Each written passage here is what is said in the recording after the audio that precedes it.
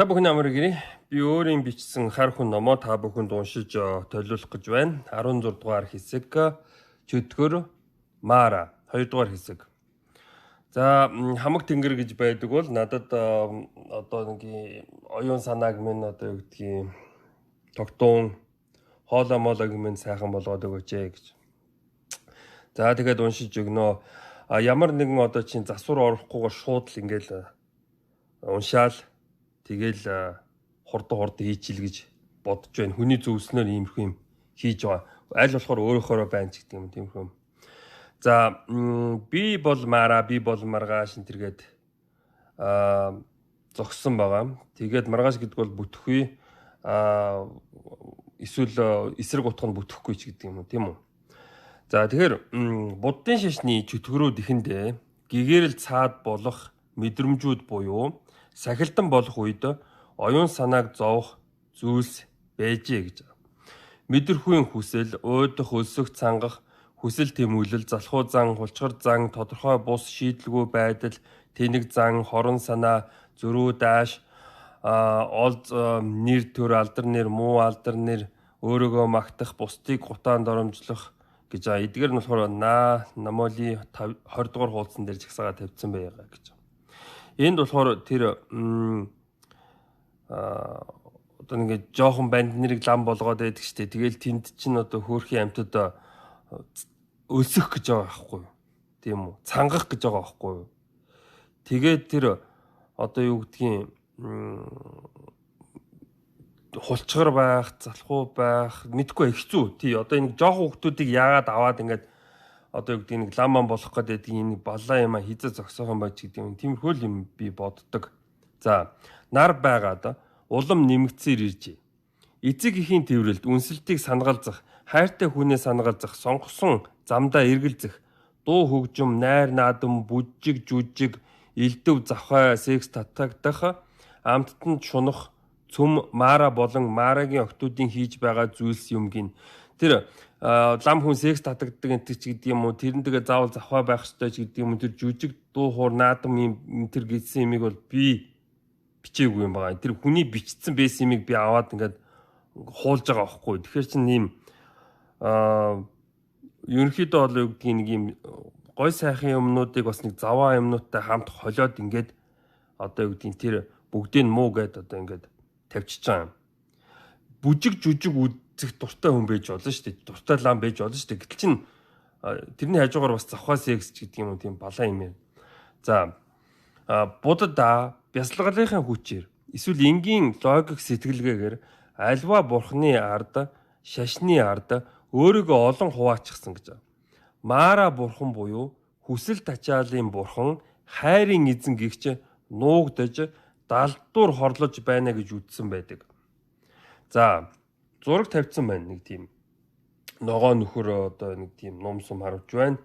Нэг тийм толгоогоо орооцсон нөхөр тийм соёотой байх шиг байна. Тэгээ нэг ногоон завлаа суучихсан нэг тийм дүр байна тийм үү. За энэ тайлбар нь доор орчих чинь байна л да. Мара гэж шархтуулагч гэсэн утгатай. Шархалсан зүрх гэж ярьдаг. Одоо намайг ингээд шархлуулчлаа, би ингээд шаналчихлаа ч гэдэг юм тиймэрхүү юм. Тэгэхээр энэ Мара бол хинду шашны Камадева бурханы өөр нэр юм гэж. Камадева бурхан бол эротик хайр, хүсэл тачаал, таашаал, гоо үзэсгэлэнгийн бурхан гэж. Тэмдэглэл. Гаднааг яланцаг, дотроо паланцаг хүмүүс буюу харалцсан доктортой юмнууд бусдыг гутаанд оромжилж оркоор дууддаг байгаа шүү гэж. Энэ зурган дээр бол мэдээж ингээд нэг тийм орк харагдаад байгаа юм л да. Гэтэл чи энэ гахаан соёо биш шүү. Энэ болохоор зааны соёо байдаг байгаа шүү. Ногоон дүртэйлэхгүй юу. За англи хэлний last гэсэн үг байгаа. Lost гэж бичээд last гэж дууддаг. Араас нуушин тэгээд T is a илгэн. Энийг монгол хэлэнд та иш а илгэн. Тэгээд тачаал гэж байгаа юм. Тэгэхээр last гэсэн үг нь монгол хэлэнд тачаал гэсэн үг байгаа.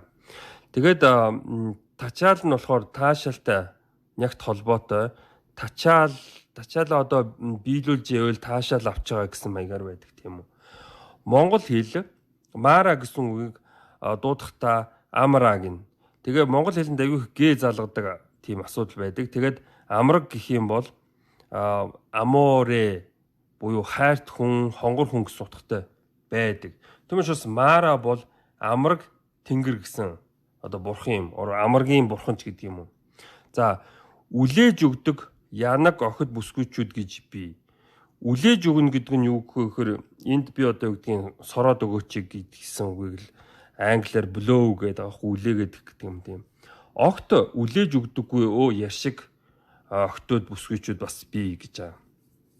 Энэ үлээж өгдөггүй яшиг охтууд нь болохоор эхнэрийн материал гэж ярьдаг л да. Өөрөөр хэлбэл амар тийм секси хүүхэнтэй эхнэр нөхөр болчмооргүй байдаг. Яагад гэвэл нэг тийм одоо биений их хэрэгцээтэй эмэгтэй хүн байдаг бол одоо юу гэдгийг айгүй хэцүү араас нь ингээд хардаад их хэцүү нэг өөр залуутай явж байгаа болоо тэр нэг айгүй дуртай тийм балай гэдэг юм тийм. За янаг амраг гэсэн хүнтэй кама сутраг бүрэн утгаар нь хийж үзэх боломжтой гэж байгаа. Кама нь мэдээж мака буюу монгол хэлээр мах юм. Кама сутра махан судар хэрхэн махаа нийлүүлж зугаацах вэ гэсэн тийм ном байдаг. За тэр амраг тэнгэрийн одоо яаж магтан хамтдаа дуулах юм болох ч гэдэг тиймэрхүү оронд дотор тий. За англи хэлний meet гэсэн үгийг араас нь уншвал team болно. Хамт олон гэсэн утгатай үг эсвэл баг гэсэн утгатай үг. Үүнтэй адилаар монгол хэлний мах гэсэн үгийг араас нь унших юм бол хам болдог. Тэгээ хамт хамаг хамах ч гэдэг юм тиймэрхүү юм байна. Тэгээ эндээс хамаг монгол гэдэг шиг хамаг тэнгэр гэсэн ойлголт байгаа. Хөдөө гадаа явж нар салхинд ариусж аршаан ус ууж ногоон байгал дэлхийн сүр хүч гоо үзэсгэлэнг бахтан толдож хиймэр сүлдгэгчийг сэргээж буй зан үйл бол хамаг тэнгэрийн зан үйл юм гэж байна. Хамаг тэнгэр гэдэг нь кама дева. Эсвэл мара ахгүй тийм. Энэ нь болохоор буддын шашны эсрэг марагийн зан үйлч гэж болно гэж байна.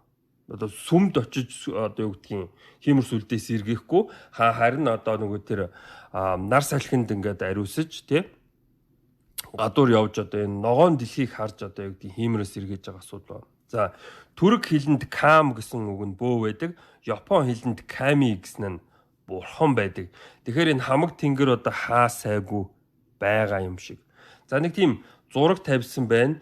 Тэр өөрийгөө махтай биш гэсэн энэ бүр одоо махтай шиг гэж байгаа. Тий. Тэр өөрийгөө мэгтэй гэж хэлээгүй. Тэр нь болохоор мэгтэй хүн шиг санагдсан ч гэдэг юм тий. Энэ дүүн гэд кинон дэр нэг юм байдаг шүү дээ.